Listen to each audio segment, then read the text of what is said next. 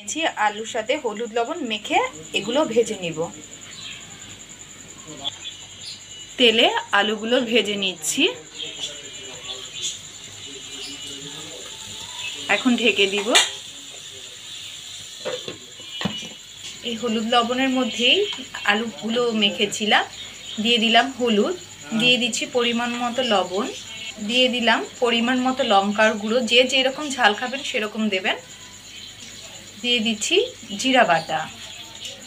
এইগুলো আলু ভাজার সাথে দিয়ে দেব। ঢাকনা উঠিয়ে এখন আলুগুলো আরেকটু ভালো করে ভেজে নিচ্ছি।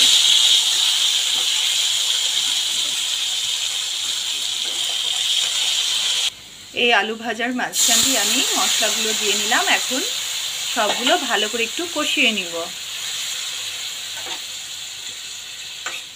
ভালো করে কষানো হয়ে গেছে, এখন জল দিয়ে দিচ্ছি। দিয়ে দিলাম একটু গরম জল। বলক আসা পর্যন্ত অপেক্ষা করছি। আর একটু বলক চলে আসবে এখনই, কারণ যেহেতু গরম জল। মাছগুলো এক এক করে দিয়ে দিলাম। ভালো করে মাছের ভেতরে যেন রসটা যায়, এজন্য একটু ঢেকে দিচ্ছি। কয়েকটা ধনেপাতা কুচি করে নিচ্ছি। ধনেপাতা দিয়ে দেব মাছের তরকারিতে।